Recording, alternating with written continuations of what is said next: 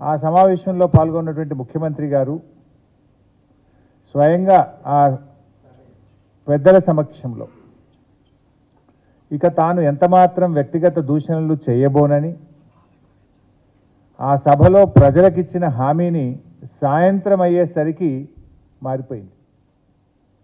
నీచమైనటువంటి పద్ధతుల్లో తెలంగాణ రాష్ట్రాన్ని సాధించినటువంటి తెలంగాణ తొలి ముఖ్యమంత్రి కేసీఆర్ గారి పైన ఆయన వ్యక్తిగత దూషణలకు దిగిన విషయం మనందరూ కూడా చూశాం. అంటే రేవంత్ రెడ్డి గారి మాట తీరు ఏంటిది, మాట ఇస్తే నిలుపుకునే తీరు ఏంటిది అనేది నిన్న రెండు కూడా తేలిపోయినాయి. ఉదయం మాట ఇచ్చిండు, సాయంత్రానికల్లా మాట ఎత్తేసిండు. సరే, విషయానికి వస్తే ఇవాళ రాష్ట్ర ప్రభుత్వం మేము అప్పచెప్పేది లేనే లేదు, మేము ప్రాజెక్టులు చెప్పము అని రంకెలేస్తూ ఉన్నారు. అసలు ఈ సమస్య ఎందుకు వచ్చింది? ఇవాళ మీరు స్పష్టంగా కేఆర్ఎంబి సమావేశాల్లో ప్రాజెక్టులను అప్పచెప్తూ నిర్ణయం తీసుకున్నారు. ఇవాళ నేను అన్ని ఆధారాలతో సహా మీ ముందుకు వచ్చాను. మీరు నిజంగా అప్పచెప్పకపోతే చర్చ ఎందుకు వస్తుంది? కేఆర్ఎంబి మీటింగ్లు 2 మీటింగ్లు అయినాయి.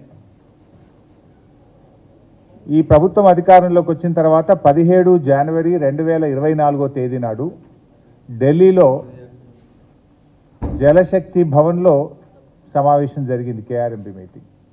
ఆ మీటింగ్ మినిట్స్ ఈరోజు నేను సొంతగా తయారు చేయలేదు, ఇది కేంద్ర ప్రభుత్వం విడుదల చేసిన మినిట్స్. ఇవి కేంద్ర ప్రభుత్వం ఇచ్చిన మినిట్స్. ఆ మినిట్సే చదువుతూ ఉన్నాను.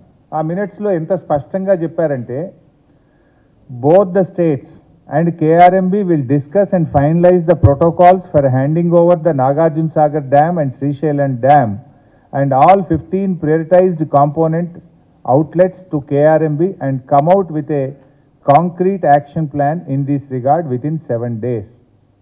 7 రోజుల్లోగా ఎలా అప్పచెప్పాలనేటువంటి ఒక యాక్షన్ ప్లాన్ తయారు చేసుకొని మా ముందుకు వస్తారు. Both the states will hand over the 15 prioritized components outlets of Nagarjuna Sagar project and Srisailam project to KRMB within 1 month time period. ఒక్క నెల రోజుల్లోగా ఈ 15 అవుట్లెట్స్ను కేఆర్ఎంబికి అప్పచెప్పడం జరుగుతుంది.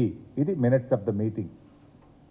మూడవది, CRPF will keep a strict vigil on the dam site and will allow the engineers officials from Government of AP and Government of Telangana to enter the premises of Nagarjuna Sagar Dam only after the permission of KRMB.